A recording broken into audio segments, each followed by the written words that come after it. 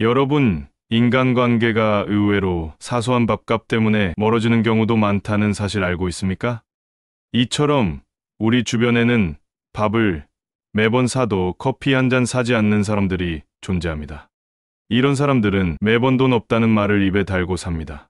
특히나 처음엔 정말 없는 줄 알고 늘 돈 계산을 하지 말라고 했는데 시간 지나 알고 보니 본인과 본인 가족한테는 쓸 것 다 쓰고 있었던 경우도 많습니다. 이런 사람들은 새로운 물건을 들고 올 때면 늘 딸이 사줬다, 누가 사줬다 하며 핑계를 대기도 합니다. 사실 나이가 들수록 돈이 마음입니다. 누군가는 돈 매너로 사람을 판단하면 가장 정확하다며 사람은 돈 앞에서 가장 진실해진다고도 말했습니다. 우리나라 관습 중 가장 획기적으로 바꿔야 할 것이 바로 더치페이를 정착시키는 일이라 라는 분들도 있습니다. 여러분 주위는 어떠신가요? 오늘은 이와 관련해서 돈이 없다고 하는 사람들의 특징과 대처 방안, 그리고 나이 들수록 정리해야 할 인간관계에 대해 알려드리겠습니다. 탈무드에는 다음과 같은 격언이 나옵니다. 인생은 인내와 돈이다. 잘 쓰고 잘 저축하라. 여기서 돈을 잘 저축하지만 잘 쓰지는 못하는 사람들이 있습니다. 이런 사람들이 바로 친구 만나면 절대 지갑을 열지 않는 사람들입니다. 이런 사람들은 돈 자랑은 하면서 남이 살 때는 비싼 거 먹자 하고 자기가 살 땐 꼭 국수나 떡볶이를 먹자 합니다. 자기가 살 땐 분식 안 땡기냐고 해서 싼 거 먹고 남이 살 땐 오늘은 칼질이 좋지 않냐고 해서 비싼 거 먹자 합니다. 항상 술값 적게 나오면 자기가 내고 많이 나오면 슬쩍 뒤로 가는 사람들이 있습니다. 이게 한 번이면 모르지만 두 번 이상 반복되면 사람이 어떤 사람인지를 알게 됩니다. 또 어떤 사람은 남한테는 인색한데 자기 옷 사고 물건 사는 건 고급 브랜드로 잘만 사기도 합니다. 이런 사람들은 돈을 잘 쓰는 것이 아닙니다. 사실 돈 때문에 힘든 건 누구나 똑같으며 작던 크던 돈은 누구에게나 가치가 같은 것입니다. 당연시 얻어먹고 남에게 인색한 사람은 인격의 문제라 할 수 있습니다. 예전에 동네 아주머니들의 이야기를 들었는데 나이 70이 다 되고 80이 다 돼도 인색하면 어디 안 간다고 합니다. 세 분이 가서 밥값 10만 원 가까이 나왔는데 한 분이 다 내고 다른 한 분은 누가 산지도 모르고 또 다른 한 분은 자기가 낸 양 아무 말 안 하고 그 다음에 또 고기 먹으러 가자 먼저 말하고 또 얻어먹었던 이야기를 듣고 웃었던 경험이 있습니다.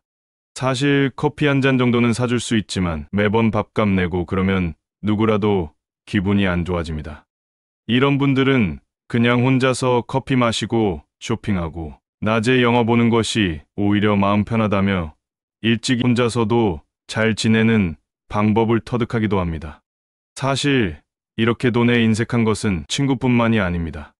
어떤 분은 여동생 부부가 식용유 2개 가지고 와서 며칠 동안 있다가 가는 모습, 명절에 한 푼 안 주는 모습, 본인들의 먹는 것은 최상으로 먹는 모습을 보고 평생 살 돈을 다 모으고 놀고 있다는데 참 현타가 온다는 글을 남겨주기도 했습니다.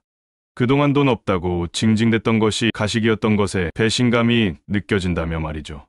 부모님은 딸이라 얄밉고 말지만 그동안 언니로서 호의를 베풀었던 것이 무의미하여 마음으로 조용히 손절했다 하신 분도 계셨습니다. 또 하나의 사연을 들려드리겠습니다. 예전에 손절한 친구가 하나 있는데 고등학교 때부터 시작해 10년 정도 친구로 지낸 사이였습니다. 이 친구는 친구들과 만나면 밥값이나 개인비를 나눠서 내는 순간에 돈을 제일 적게 내고 어떤 때는 지갑을 놓고 왔다는 식의 행동을 자주 했습니다. 이 친구 집이 잘 사는 것도 아니고 못 사는 것도 아니지만 우리 친구들이 성격도 좋고 착해 빠져서 저런 짓을 해도 그냥 넘어갔습니다.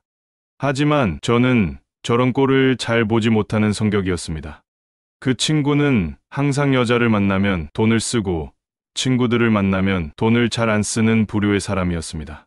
자기 애인한테는 카드 할부로 전자기기 사주고 어디 놀러 다니고 다 하고 다니면서 친구들하고 어울리면 항상 자기 차는 놔두고 친구 차 얻어타고 얻어먹는 것이 더 많았습니다. 지금은 일찌감치 손절하고 연락 와도 받지 않습니다. 그냥 친구라는 게 많고 적음을 떠나 진짜 내 옆에 오랫동안 거짓없이 함께 해줄 한 명이라도 있음에 감사해야 한다는 게 어차피 저런 류의 친구들이면 자기한테 이득이 없을 땐 자기들이 먼저 멀리합니다. 나이가 들고 결혼하고 가족들 위해 먹고 살기 위해 바빠서 친구 연락도 잦아지고 그러면서 언젠가 하나둘 멀어지게 돼 있는 것 같습니다. 마지막 사연은 이와 대비되는 사연입니다. 예전에 같이 국시 공부하다 먼저 합격한 친구가 가끔 제가 공부하는 곳에 와서 항상 밥을 사줬는데 너무 미안해서 내가 내겠다고 했더니 합격하면 다 저보고 내라고 하더라고요. 그 마음이 얼마나 고맙습니까? 본인도 직장 끝나고 와서 힘들 텐데 말이죠. 저도 다음 해에 합격해서 그 다음엔 제가 샀습니다. 그 친구 만나면 돈 쓰는 게 하나도 아깝지 않더라고요.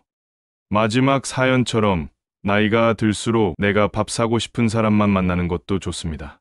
별로 밥 사주고 싶지도 않은 친구를 만나 시간 낭비, 돈 낭비할 바에 그런 거 계산하지 않고 내가 사도 전혀 돈이 아깝지 않은 친구만 만나는 것입니다.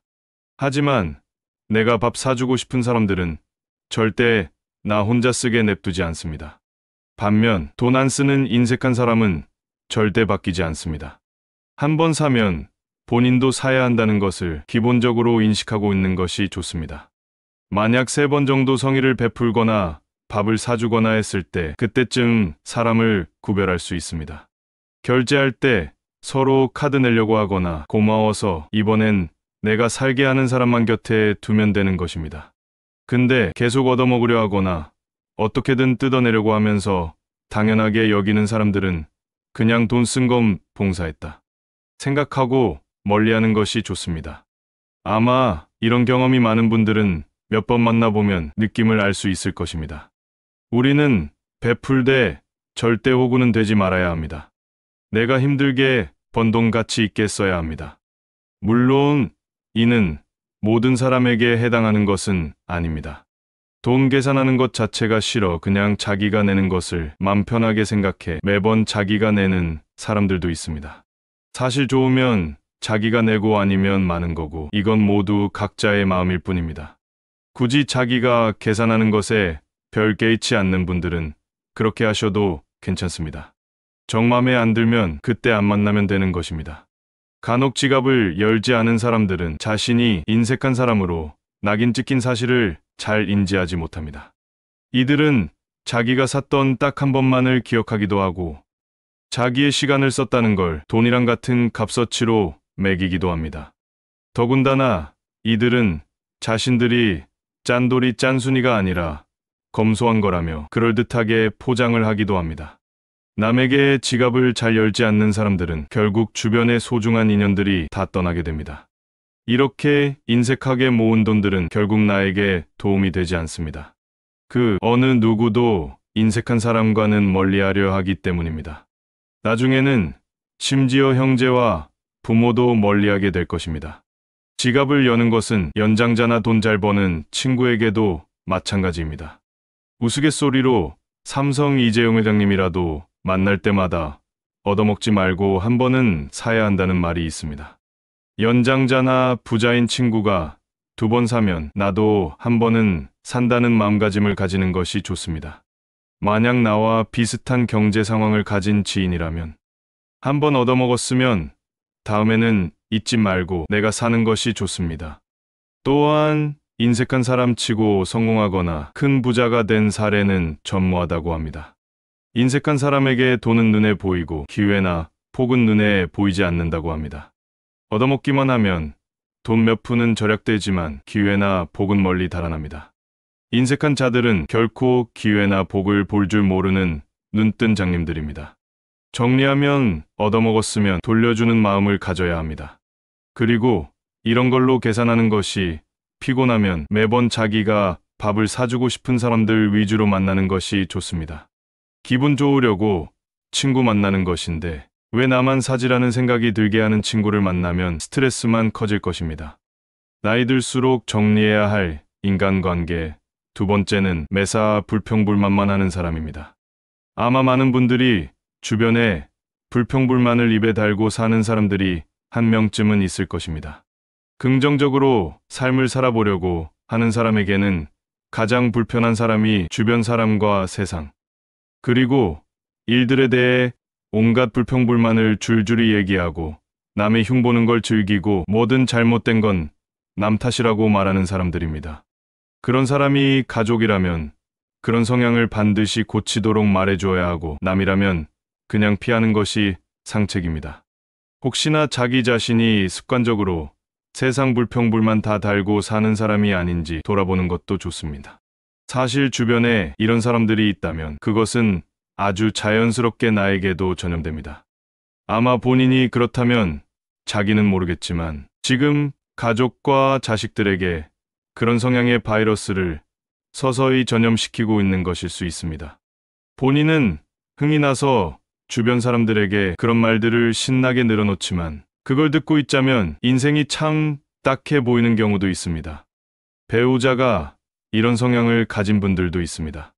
배우자가 긍정적인 마음이 제로이고 어느 모임을 가서 만나는 사람마다 다 마음에 안 든다고 합니다.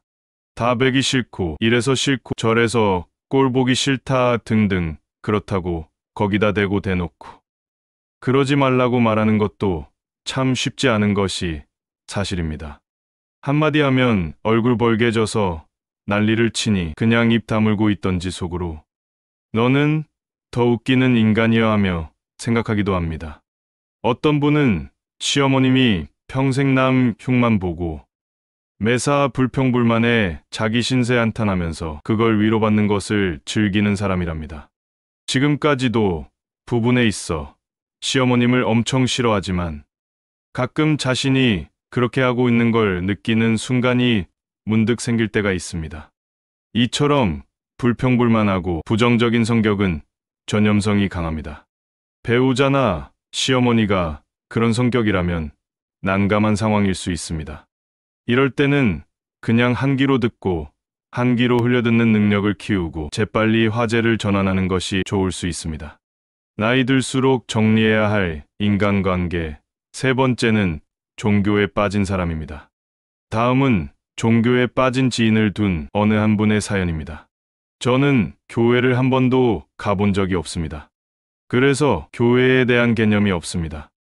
요즘 친구 중 한 명이 저랑 만나면 그냥 교회 얘기하고 몸에 귀신을 없앤다는 그런 말만 하더군요. 친구로서 믿지 말라고 할 순 없고 친구가 교회를 믿는 열정이 참 대단하다고 생각합니다. 물론 하나님과 교회를 나쁘다고 하는 건 절대 아닙니다. 하지만 친구로서는 좀 속상합니다. 그 친구는 저보고 교회 계속 나오라고 설득합니다. 사실 이처럼 종교를 믿는 것은 자유지만 그걸 남에게 강요하는 것은 옳은 행동처럼 보이지는 않습니다. 특히나 정말 심하게 종교에 빠진 분들을 보면 대책이 없다고 느껴지는 경우도 있습니다. 원래 한번 무언가에 빠지게 되면 헤어나오기 힘든 것도 사실입니다. 이런 사람을 바꾸는 것은 참으로 쉽지 않습니다. 이것은 우리가 할 수 없는 것입니다. 이런 친구가 만약 만날 때마다 나에게 계속 종교를 강요한다면 멀리하는 것이 현명할 것입니다. 오늘은 나이 들어 멀리해야 할 인간관계 3가지에 대해 알려드렸습니다. 첫째는 만날 때마다 지갑을 열지 않는 사람. 둘째는 매사 불평불만하는 사람. 마지막 셋째는 종교를 강요하는 사람입니다. 감사합니다. 명언인생입니다.